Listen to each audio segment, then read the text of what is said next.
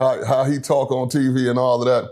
Everybody, he really talk like that. You know what I'm saying? Everybody was asking me that. He was using the big ass words in prison? Yeah, that's how he speak. God. He articulate his words. You know what I'm saying? I can't knock nobody for that, but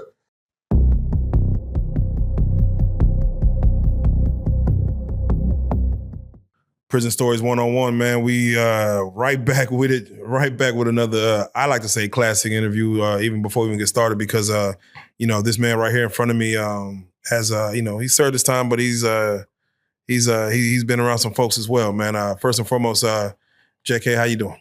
All right, how's it going, bro? I'm doing all right, man. If you don't mind, reintroduce yourself. Let them know how much time you served. My name is JK. I'm from Oklahoma. I did time in Texas, Oklahoma, Arkansas. I went straight federal, so I ended up doing 8.5 years. Ooh. Whenever we start these interviews, man, we always try to find out the who, what, when, where, and how. So let's start off with the what. What was the crime that had to send you up? Well, basically possession, conspiracy, and then I had a 924C gun charge. When did you serve your time? As far as what year did you go in? What year did you get out? In 2004, and I got out in 2012. And if you don't mind, can you speak on what age you went in on and what age you got out? I went in at 24 and got out at 32. Okay. Yeah. You said you was in Oklahoma, Texas, all the places. Can you speak on some of the locations that you had to sit down at? Yeah, I started out in Beaumont, Texas, at the federal medium there. And I left Beaumont and I did time in Arkansas at the medium, high, and the low. And then I ended up in El Reno. Ooh. After I got my charges overturned. Okay. So I ended up getting my convictions overturned, and that's how I ended up walking. All right. We like to ask who was affected by you having to go sit down, meaning who did you leave behind, whether family, whether girl, children, and also if there, sometimes some crimes are victimless crimes. Yeah. Do you feel like anybody was affected by your crime outside of your family? Well, just the people, outside of my family, just the people who depended on me. That's about it. As far as like any victims, nah, not really. Charge, man. Jeez. Who was left behind? What was your family dynamic? Was it mom, pops, a girl, a kid? Moms, pops, grandmother, aunt, brothers, sisters, children. Did you have anybody serving time prior to you going in? Serving time? Yeah, was anybody already? Any of your family members throughout the years. Okay. Of course, friends, 1,000 of them since elementary almost. So, all right. Yeah. Lastly, we try to understand the why. Before we get into these stories, we always like to ask why, as you're facing a judge and they're about to throw this, 8 years or whatever sentence they gave you. Why did you get to this position? Why are you in front of this judge? What would you say is the reason, whatever lifestyle choices that got you right there to where you have to sit down for that much time? Well, the circumstances was different. Yeah. See, mine, they didn't catch me in the streets hustling and selling drugs. What they did is set up a reverse sting. They used military helicopters, violated all my rights, Posse Comitatus Act, all of that. But long story short, that's in turn how my case got overturned in the end. But, it's the same thing. Grow up in the streets, poverty situation. When it comes down to it, you got to do what you got to do to survive, period. Yeah, so. That's real. The case itself, did you have you ever been in trouble before that? Like, as far as doing any real, jail time? That was my first time. First everything. Damn. Went straight fed. Did you have a lawyer? At first I did. Paid for? But paid for a lawyer? Yeah. Oh, yeah. But I fired him. Why so? So I fired. He wasn't doing his job. It's a certain way that they do wordplay when it comes down to law. So, when I hit the county, first thing I did is start learning the law. Because I'm on a conspiracy, it's ghost dope. So I had to start learning the law then, and the lawyers don't fight the cases right. So when I tell him to do something, file it a certain way, and then he don't do it, he didn't bring up the issues that I want him to bring up, I had to get rid of him. Oh, damn. They say that, you know, Fed has like a 99 point whatever, 98% conviction rate. Did you know that going in? Like as far as like the evidence they present in front of you, like, man, it's a railroad. Now again, the circumstances and situation was different. Okay. In my case, see, like I had a co-defendant. So me and the co-defendant, they filmed him, had everything on him. I was like a ghost. They didn't know who I was until I was arrested. Oh man, damn. Yeah, so the circumstances again is different than a just normal case. So while I'm going to trial, we both went to trial. But while I'm in trial, I'm sitting here listening to them talk everything about him. They can't say nothing about me. So in order to gain a conviction on him, because they've been trying to catch him forever, rest in peace, touche. But they have been trying to catch him forever, so they had to pin somebody with him in order to charge him with a conspiracy. Damn. And they used jailhouse snitches to do that. Yeah. For the time. Yeah. The game is rigged.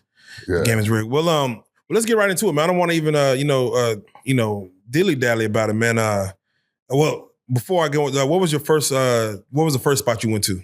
First spot, Beaumont, Texas. Beaumont, Texas. Did anybody prep you for what you were about to, how long were you at Beaumont, if you don't mind me asking? I was at Beaumont a little under a year. Okay. Did anybody prep you for what you was about to kind of go into? Were you mentally prepped for what it was? I mean, when you come from where I come from, you're going to prepare for anything, of course. Sure. Adjust to whatever you got to adjust to. But, you hear stories or whatever, but wasn't nothing worse than the county jail. That's some risk. A lot of people don't think that. A lot of people don't understand. Like going through. Yeah, they used to say that when I was there. When I first came in, they would say, "I can't wait to go to the yard." I'm like, damn, they can't wait to go to prison. You know what I'm saying? But compared to the county jail, when you get to the yard, shit, it's like you're free. You're in a small town now. Come on, that's basically what it is. I'm curious, how often county jail compared to prison? How often do you see people come and go? Like, I'm sure, like, county jail, like, it's like every day is something new as far as new people in, new people out. Yeah. Versus prison is like probably a little slower process. It's somebody pretty much it's somebody leaving every week. Okay. You'll have a few people always leaving every week, but you got thousands that's being ran in and ran out. You know what I'm saying? Yeah. Soon as one person go, they running somebody else in and filling that bed space. I think back then it was like $235 a person each day or something like that. Yeah. I don't know. I would have to check the numbers, but so they're gonna keep that space filled up like that. They say, well, first of all, how much time were you hit with when they gave you your sentence? 29 years. 29 years. Yeah. Damn, you're 24 years old. Did you comprehend what 29 years was? Yeah, I already had it set in my head. As soon as I made it to a camp, I was going to disappear. I knew I wasn't going to do no 29 years, in other words. Okay. Yeah. And we'll get to getting out, but right. you got a chance to do some time with some notable people. For those, out here in TV land, can you speak on some people that you had to sit down with? And I believe you were cellmates with T.I. Yeah, Tip was my cellie. Which is crazy, man. I'm going to stick with that for a little bit, but if you don't mind, kind of go through some other names. Yeah. That at least it was housed on the unit. Hot Boy Turk, that's my partner too. Shout out Turk, man. Yeah, man. Turk, my boy. Rider, for real. Yeah. But both of them solid. Both of them solid. Both of them walk the yard. You know what I'm saying? Like, hell, they on. Yeah, people can say whatever they say on the street. Oh, we think he probably snitched. He probably did this. He probably did that. Nah. Yeah, the snitches couldn't walk the yard. You got people that came on there and turned right around and went and checked themselves right back in. Oh, damn. You know what I'm saying? But for somebody to come, even on that star status, either one of them, and walk the yard the way you walk the yard is shit. Real nigga shit. All right, let's do it like this. You went in 2004. From my recollection, when did Tip get hit with the Fed charge? When did he go in? I don't know. That might have been 6 or 7. How long were you in there before Tip came in? Man, a couple years? I couldn't even tell you. Okay, all right. You see a million faces. Yeah. Yeah, it's like. A lot of people don't know how it works when it comes to, for the world, from what they remember, Tip was he's at the height of his career. Yeah. And he has to fight this charge, and they end up sitting, and even, we look at cats like Boosie, Lil Wayne, they send these celebrities to jail, the hip hop police do their job. Yeah. People always wonder how it is when a celebrity of that status come into a prison, not only from the guard level, from the inmates level. What is the mood? What is the motion when someone like that comes in? And for you to be, like what happens? Like what do they? Is it just a normal like nigga? You in hell? I mean, you got a lot of excited people. If a person was your fan on the streets, they still gonna be your fan when you in jail. You know what I'm saying? So, well, it's an energy, but it all depends on the person too, though. So, like for instance, when Tip came, man, all of the guards were starstruck, and pretty much damn near the whole compound was starstruck. Which compound was this? Remind me again. This was Forest City, in Arkansas. Yeah. So the whole compound was already starstruck anyway. So, man, shit, like it was all love. And it was a gang of people from Atlanta, Louisiana, everybody from everywhere. There's a person like a Tip. Does he have to like check in with anybody? Now, when I say check in, I mean like find out who's who, know the bosses of the boss, who runs what, and just, converse with them. Yeah, see, the feds, I ain't never been to the state, but I know the feds is different. Now, when it come down to the feds, you got what we call cars. Yeah. Like say, if all y'all from Texas, y'all homeboys, somebody come from Texas, they gonna direct them to y'all. We're gonna send them to y'all. That's the Texas car over there. This the Oklahoma car over here. Then we got the Midwest car. You know what I'm saying? You got the California car. You got the Crip car. You got the Blood car. You know what I'm saying? You got all of these different cars. So like everybody come in from Texas, we're gonna send them all to y'all. Where does Atlanta, Georgia? Where does Atlanta, Georgia fall in? You said where does Atlanta, Georgia fall in at? Yeah, is that Midwest? Nah, South. South. Yeah, it's South, but it's just Atlanta car. Okay. You know what I'm saying? It depends on the amount of numbers. Like when we first got there, Oklahoma, shit, it was probably like 20 of us. You know what I'm saying? Everybody work out together, eat together, shit, kick it together, fight together, whatever we got to do. Everybody always moves in a collective whole. But then after the hurricane hit, we got probably 1,000 from Louisiana. Then, as they migrate and shit, everything grow, everybody just come together. But that's where the Midwest car came in at. Oh, damn. To build up the numbers. Okay, yeah, that makes sense. They don't have like I don't want, it just sound ignorant, but they don't have like a celebrity car, like, hey, people of, and I don't mean just celebrity like, oh, you're a rap star, but people of notoriety, like whether in the streets, whether in the entertainment world, like, nah, we gonna be over here, or you gotta get down with the regulars. Nah, this ain't the streets. Yeah, when you come in here, when you walking behind the walls, it don't matter what you got. Damn. You can have $1 trillion and it don't matter. You know what I'm saying? Yeah. Or you can be somebody with nothing. Everybody is pretty much equal in a sense. Right. You know what I'm saying? Outside of items we can purchase, but yeah, everybody pretty much equal. So you got to gravitate, just like you gravitate to your friends and the people you deal with on the streets. You got to do the same thing in there. And when or stand alone. There's a lot of people that stand alone too. If people was to ask, your T.I. Celly, what does that mean? Like, what is that for those that don't know what a Celly is? A Celly is? Yeah. Well, Celly is your bunkmate. You know what I'm saying? Who's in the bunk over there? We was in a 4-man cell. Yeah, but I say, what was the setup? We was in a 4-man cell. Me, Tip, Merle, the homie Merle from KC, and then Smoke from Tulsa. So, man, it's like we're in a 4-man cell, probably about not even as big as this room. Yeah. Yeah. So, everybody do their thing, chop it up, read their books, do what they do. Write their letters, whatever. We cook meals. We all eat together. You know what I'm saying? Everything. Were you already a fan of Tip prior to him coming in? Or did you know his music? Yeah. All right. I'm just curious, what conversation be like that? Because were you a fan or were you just like, I'm a casual listener? Man, I'm an artist. Yeah, you know what I'm saying? Yeah, so I admire certain people's music, but it just depends on what your definition of a fan is. My definition of a fan is like basically like, man, I've been wanting to work with you forever. Like, let's say once he steps in, like, bro, I've been wanting to get on a track with you. And I don't mean a fan like you fanning out, but more so like, bro, I'm a fan of your music. Bro, I've been trying to get with you. Yeah. Him coming into prison, what is your demeanor? And what is your conversation with him? The first conversation. Yeah. Actually, I came from the high next door, the medium to the low. Oh. And one of my partners from Tulsa, Smoke, was a celly with him. You know what I'm saying? So how I ended up meeting Tip, I'm on the basketball court talking to Smoke, and Tip walked up and introduced himself to me. Yeah. That's how I first met him. That's right. Yeah, been cool since then though.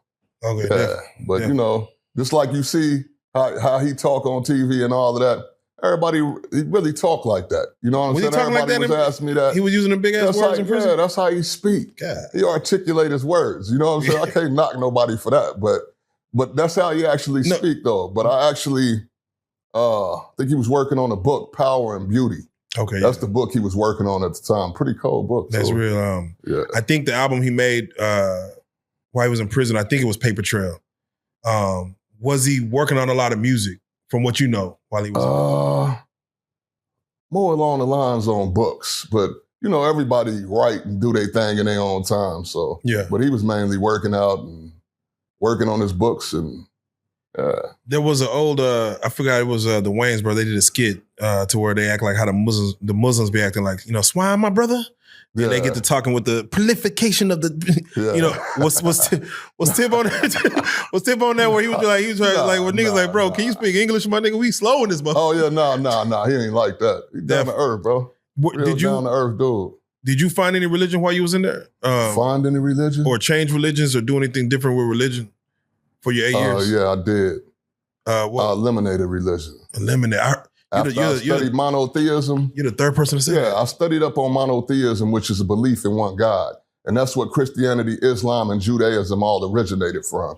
But after studying it in depth, man, I studied with so many, the Sunni Muslims, House of Yahweh, you know, like different religious sects. You know, you're going to try to find that. That's one of the first things you're going to do. But yeah, in the end, I end up eliminating it.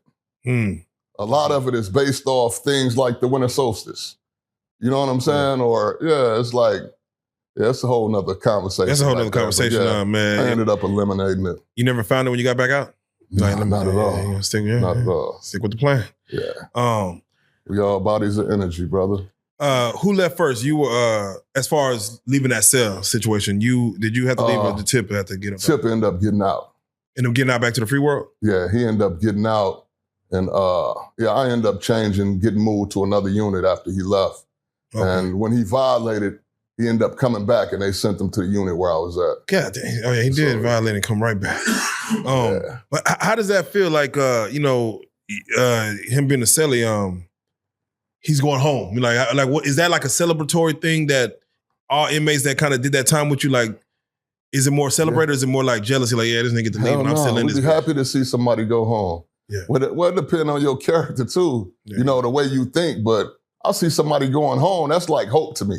Yeah, somebody going, people getting up out of here, you know what I'm saying? You going home. Every time they pass a new law, you got people in the law library. Yeah. You know, they looking for that hope. Oh, is it retro? Yeah, it's retroactive. Oh yeah, crack law retroactive. Man, I filed so many motions on the crack law. See, what I had to do when I went to trial, I couldn't come in there and fight my case and be working on a job somewhere for 5 cents an hour. Yeah. You know what I'm saying? 18 cents an hour. Yeah. I couldn't do it. So I basically went in convalescent, went to medical like, hey, I'm fucked up, convalescent. Oh, okay, you ain't got to work. Bloop.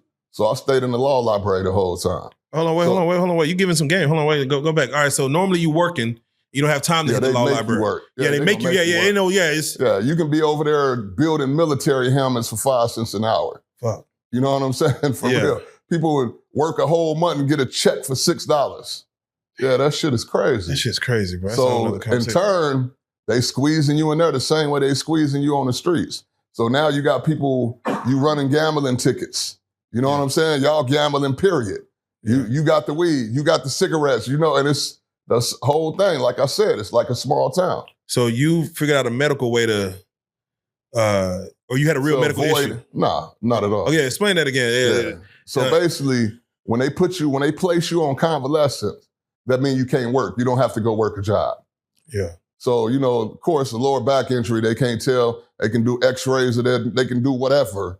And they can never tell if your back is hurt or not. Yeah. So when it came down to it, that's what I told, my back, I injured my back, whatever. Convalescent. They put me on convalescence. Did that come with like meds? Like they got to put you on meds or anything? Nah, no meds. They just placed me on convalescent. It's a slip that they put in whatever. So they put it in, oh, he on convalescent. He ain't got to go work. Oh, damn. Okay. And that provided you time to go to the library and fight my case. Oh, man. Yeah, after my case got overturned and I was waiting to come back from sentencing, then I was just writing books. I do write books too. Okay. Oh, we're going to speak on it. Yeah. How long did it take for you to work that law library to get that case overturned? Man, probably I was there. I left Beaumont. I was over there probably about a year or so. Okay, yeah. Yeah, about a year or so. Okay, yeah. Yeah. That's real. All right, and also my guy Hot Boy Turk, man, he been on the Real Life Street Stars platform. He did what you consider, I think he did 5 years or so. Yeah. Or no, I think he did a little longer. Turk was in there for like, I think he did. I think he did like 10, 11. I can't remember. I actually talked to him. He called me after he got out. Oh, really? That's a real dude. Yeah, he a cool dude. He was already on it. As soon as he got out, he was on features, shows, everything. As soon as he got out. Did you get a chance to chop it up with him while he was inside? Yeah, all the time. We used to write music together. We used to perform with live bands and everything in there. Yeah, I was saying, the track. Everything. How does that work when it comes to an artist like a T.I. or even a Turk yourself to nurture that passion of doing music? We seen shows like Empire where you got what's name in there? Like he got a studio in the prison. I'm like, I don't know how that should happen. Yeah, see, the feds pretty much nurture your craft. That's right. Like you get in there, we got trumpet players, bass players, guitar players, piano players, drummers. My drummer was from Louisiana. No, but I know they have players, but do they have the instruments? Yeah, the instrument. Yeah, that's what I said. Live band, everything live.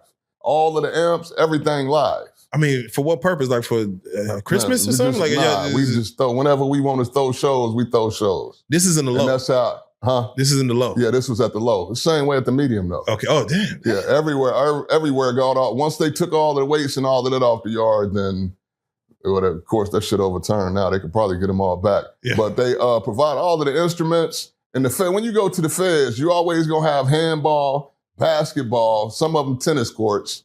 You always gonna have the music. You always gonna have the basketball in the gym, and you always gonna have the band rooms. Yeah. So it's like 3 band rooms in here. So how we would look at it is 3 studios in here. Yeah. So you got them over here, they writing their music, they band in there playing, you know what I'm saying? You got rock and roll players.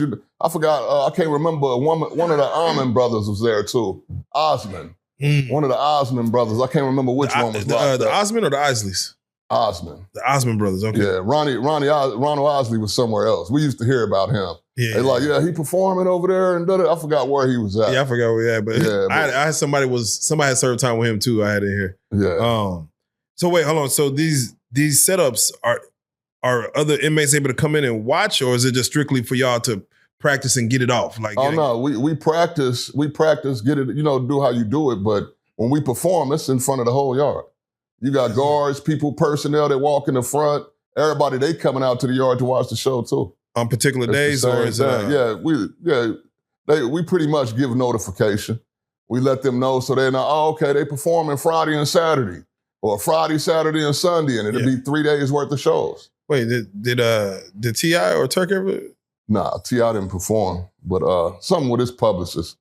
I forgot she was advising him not to. Not to him. But, come on, man. God damn. I know he probably like, man, let me get this shit off.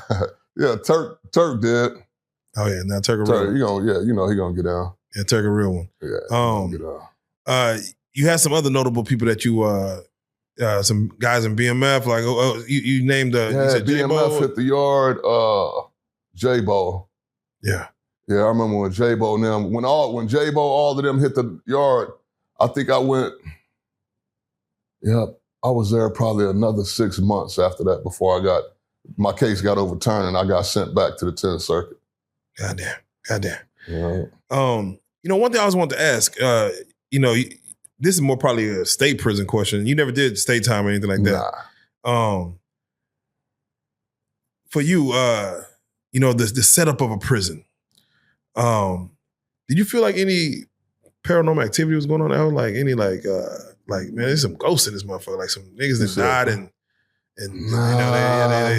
No, that's some old Shawshank Redemption. Yeah, that's what I'm saying. More, I think that's more like that might be like a state prison Yeah, question. state probably closer to it like that. But you know, when the lower you get in the feds, the more freedom you get. Yeah, yeah. Like, and it goes down to like when camp. when I was at the medium, we behind the door. You know, they lock the door on us. You know, then they open our doors in the morning and let us out.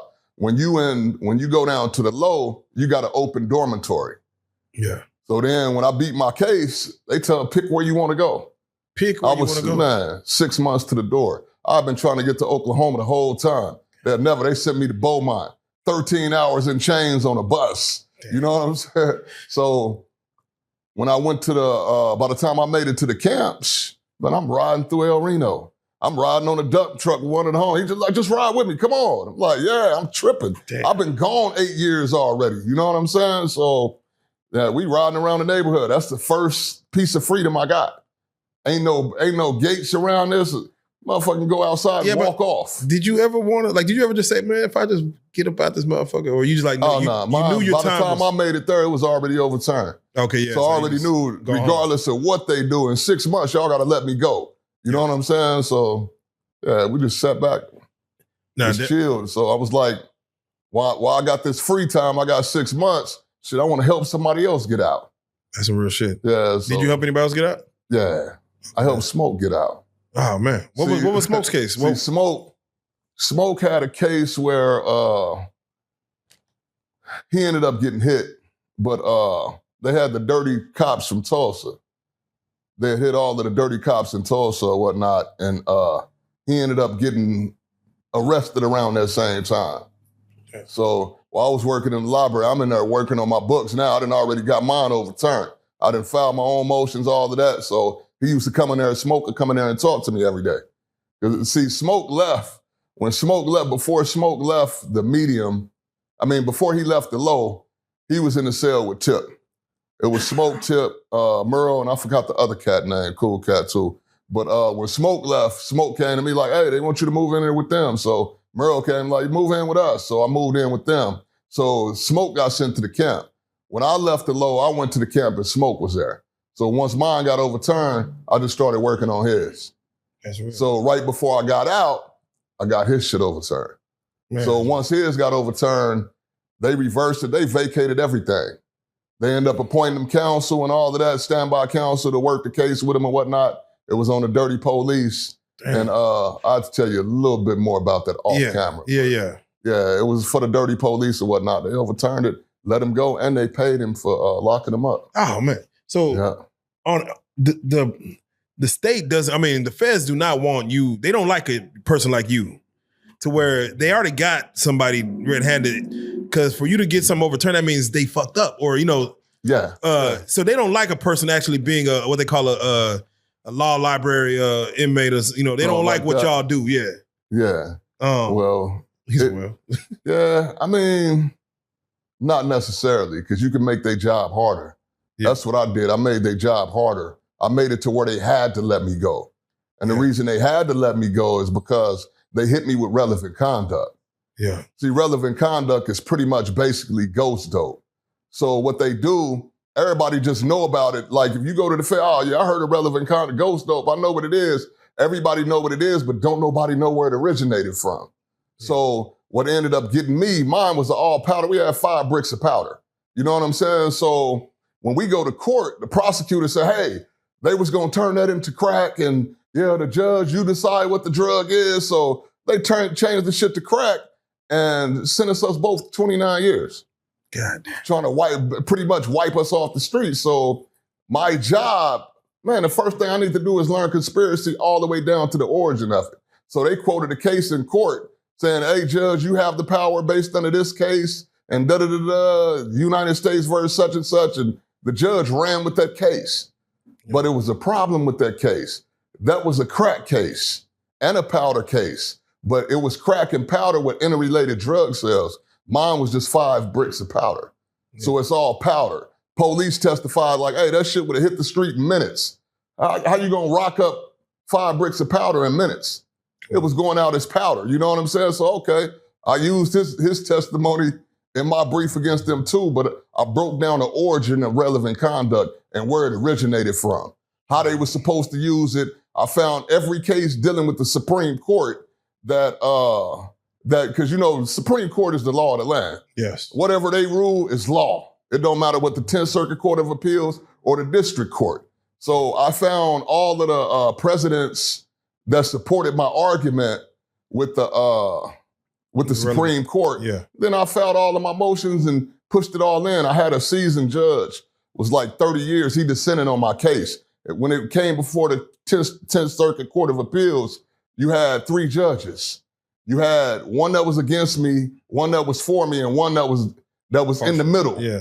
They like, shit, we know he right on the law, but if this judge, they like the middle judge, if the middle judge go with the seasoned judge, man, I thought I had found like the constitutional violations. In his dissent, he went in.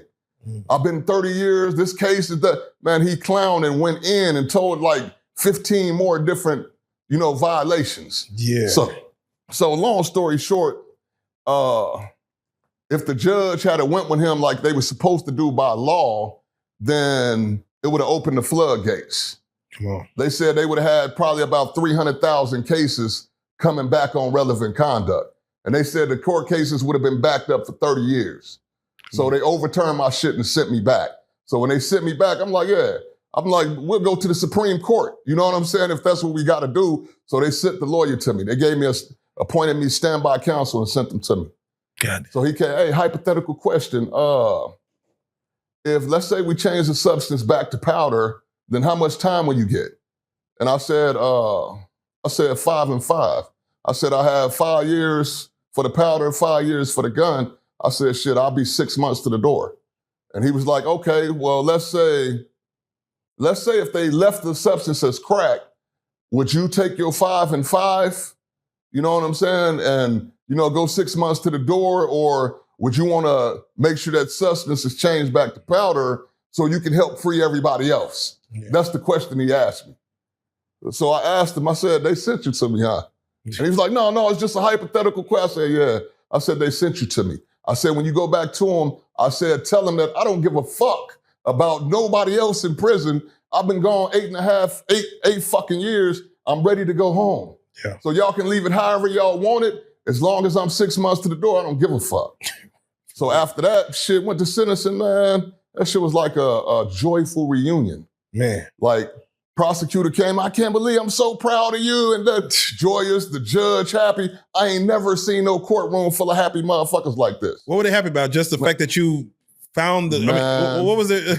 The power of visualization. Okay. But that's another story too. Yeah. But everybody was just joyful. And the prosecutor stood up. They asked me, you have anything to say? You know what I'm saying? Because you get up, you got a right to allocute. If they don't allow you to speak on your own behalf, then that's grounds to overturn your whole case. Mm-hmm. They don't let me allocute. They send me on. I can put in there, they violated da-da-da. They didn't allow me to allocute. Yeah, boop, overturned, send him back to trial. It's simple shit like that. So they allow you to speak. So when they allow me to speak, I just let them know. everything is listed in my motions. You know what I'm saying? All of my objections is in my motion and whatnot. So they cool. Then the prosecutor, and she was like, I just can't believe it. Man, stood up, bro, and I can't believe it. I don't even recognize him. It's just a totally different person, and I'm so proud of him. And we asked, that he get the minimum 5 and 5 and da-da-da-da-da. So, yeah, I'm like, cool, I'm smiling inside. Right. You got to. So the judge was like, I wish I could let you out right now, when he get to talking. I'm like, man, this shit crazy. That's shit crazy. So they sentenced me 5 and 5. I'm like 6 months to the door, bro. I just got 21 years off my back. You know what I'm saying? For real. Nah, for real. That's from a hell of a 29, I done already did 8 shit. I had 21 to go if I didn't beat that shit. Nah, for real. So I got that up off my back. I'm leaving, and the bailiff comes, hey, come back. The judge has something for you. So the judge came and gave me a book, As a Man Thinketh. Mm-hmm. But see, I deal a lot with thought creation, and it's the same way in my writings. Yeah. So, man, when he sent me the book, I'm like, oh, okay. Yeah, he aware. Yeah, he know what it is. He woke. He definitely aware. Come on. Yeah, it's on the same thing. It's just a different book. Man, but, come on. What are some books? I mean, well, you wrote some books as well. Yeah. what are some books that you would suggest that someone locked down, even someone in the free world, that they read? The Secret. The Secret by Rhonda Byrne. Mm. Yeah, actually, let me see. Yeah, The Secret by Rhonda Byrne is probably the most powerful book that I read.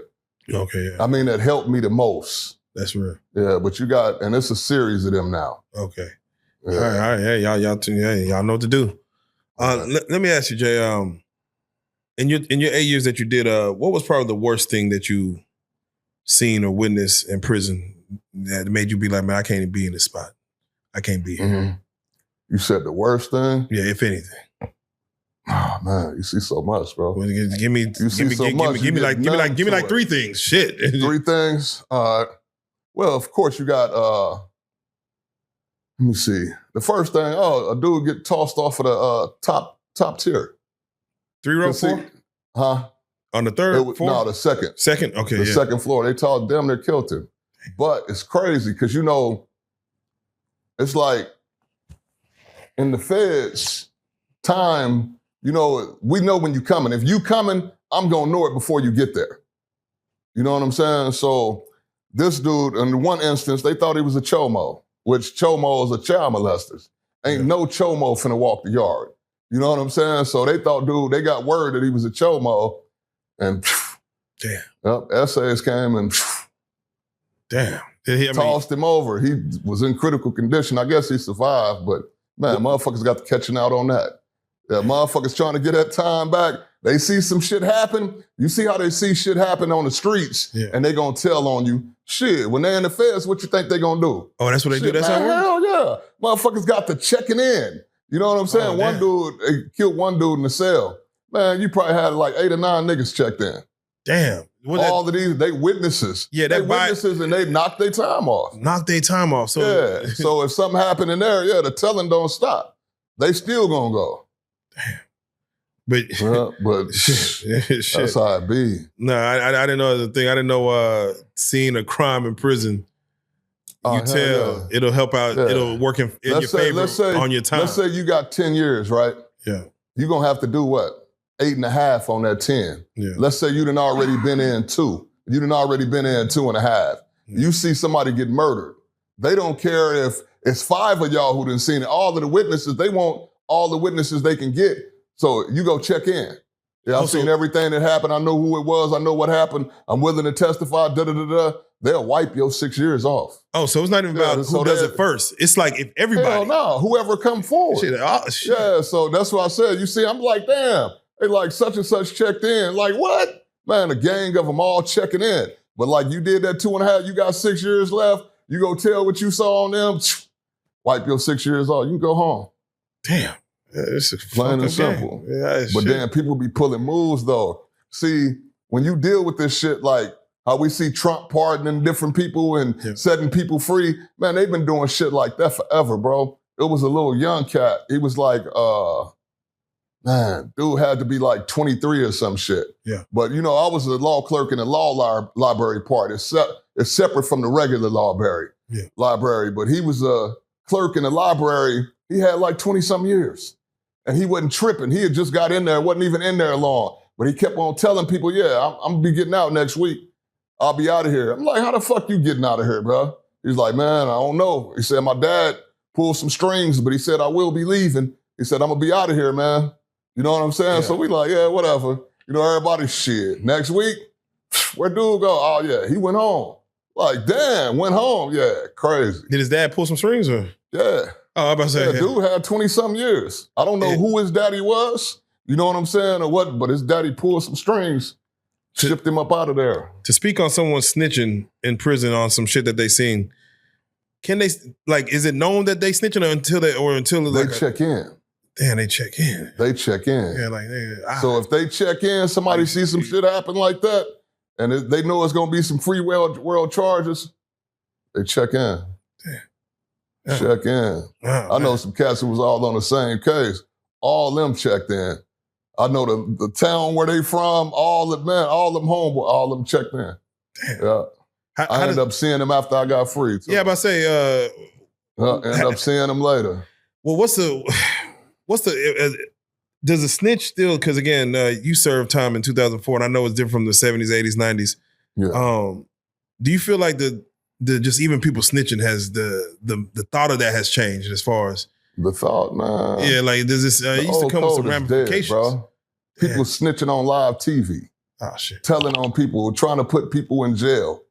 Shit, come on, man. They do that shit live now. And people just sit here and watch it. And just watch. Come on, man. That's like Diddy. Come on, you got all of these, that's snitching. Yeah. I don't give a fuck what none of y'all say. At the end of the fucking day, y'all all snitching on this man. Yeah, not plain and simple. So when it come down to the word snitch, it's not like it was back then. Right, I was watching that back Diddy, then it was a certain code that everybody went by, you know what I'm saying? But nowadays, shit, we just have to realize that times changed. The code changed. Yeah. You know what I'm saying? Just like now, technology is changing. That's facts. Yeah, you're going to have to transform and update with technology or you're going to be left behind. Yeah. And that's now watching that Diddy documentary, I was like, yeah, this technically, y'all just shit. I ain't watched it yet. Is it good? It's not. It's the same thing we already know. Oh, same shit. Yeah, but for someone like a Diddy, a celebrity status, and I think he's in the low. I think he might be in a camp. How was it for him? Like even throughout Thanksgiving, the holidays, like how do you think Diddy is serving his time right now? He was doing it big. Yeah. He had food. You know what I'm saying? You can. Like, if you there, you can donate shit. You know what I'm saying? I didn't know that was a thing. I didn't know that was a thing. They had a big-ass Thanksgiving in there. God. Same way with Christmas, you come in, hey, I'm sending 50 turkeys.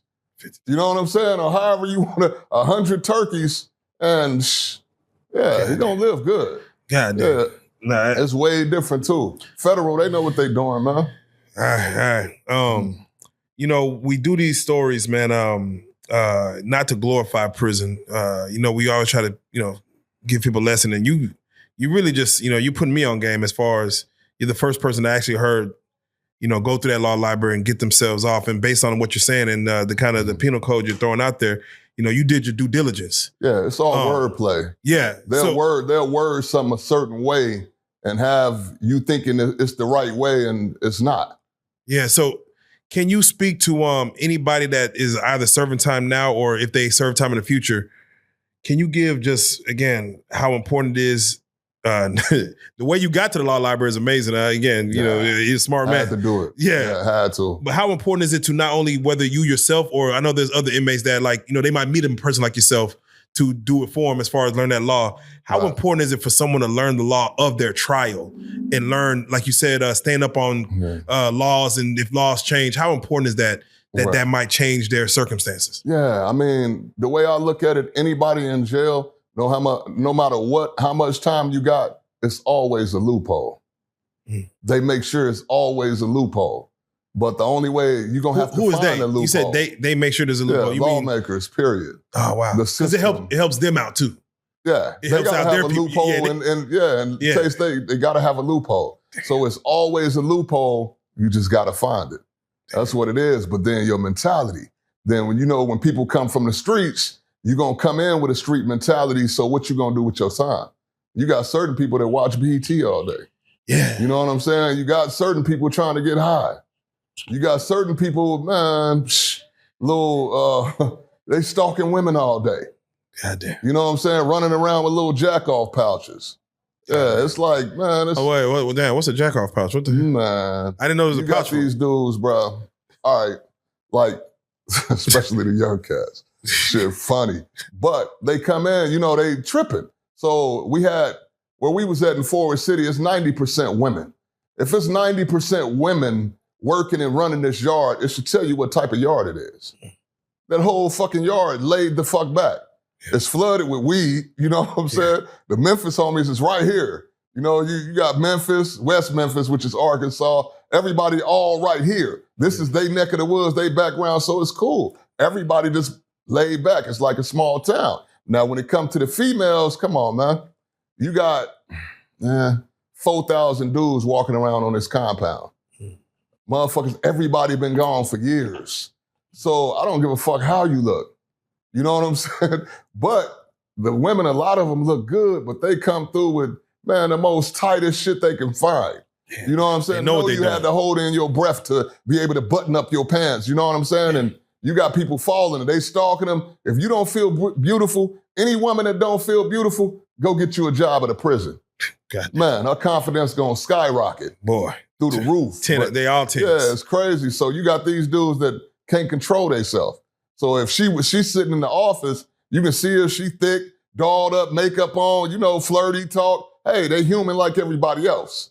Yeah. And then you got to understand the dynamic of that prison where they sent us to. So you got everybody stalking them. You know what I'm saying? So they getting walked off the yard. Females coming up pregnant. The whole nursing staff they all free world. Yeah. So when you dealing with the free world, man, you knock one, you got one. You know what I'm saying? So you got new recruits coming in, man. It's just crazy. The whole dynamic of it is all crazy. Damn. You got to understand, they just dropped a prison in the middle of Forest City, Arkansas, where it was nothing else there. So where they gonna get the workers from? Taco Bell, Burger King. She was a jewelry clerk or some shit. You know what I'm saying? They pulled regular people off from the streets and hired them all at the prisons. So everybody have to adjust. So it's pretty much wide open. Wide open. So, you said there's this pouch. You said there's an actual pouch niggas use? Yeah, they run around with little jack-off kits. It might be 3 or 4 of them. So they'll run like, say, oh, this Joker cell right here. His cell, the first door. The first door, if you stand in the first door, you can see this lady right here. She's sitting here, chilling. They get easy money. They ain't doing nothing on the computer, sitting at the desk, chilling all day. Yeah. You know what I'm saying? So what they do, they get the stroking off to them or whatnot, but they so mentally gone that they can't get off until she make eye contact with them. Yeah. So they got to make eye contact. Soon as she look like, what the hell? Hit the button, here they come. God damn. Take him, he gone. Man, they did that so much, and it was happening. It was prevalent in so many prisons around, which is to be expected somewhat, I guess. But that they started making them register as sex offenders. Oh, like y'all get caught doing this shit. When y'all get out, y'all got to register as sex offenders. Damn, that's so a lot of them had to register after that. Yeah, that follow you for life. Damn, that's crazy. Yeah. All right. Well, with that being said, this is just an introduction. You know what I'm saying? Right. I want to be able to have further conversation with you because, I just always want to introduce someone new to the platform. But for those that do want to follow you, follow the music, follow the books, tell them how to get at everything that you got going on. Okay. The main way to reach me at the moment, you can Big JK on Instagram, Big JK32, Big JK _ 32. On Facebook, I'm under Napoleon St. Deville, and I'm under Big King Kong. Yeah. Yeah. All right, definitely. Yeah. Mine are both pretty much music platforms. I pretty much share all of the artists. I like your music, I'm going to share your music. You know what I'm saying? So definitely, man. Well, we're about to get to it, man. With that being said, man, Prison Stories 101, JK, T.I. Selly. That's crazy. Welcome to the platform. I appreciate you, man. I'm glad you're out, man. I'm glad you're back to the free world and doing your thing, man. It's only up from here, man. I appreciate you. Most definitely. All right, let's go.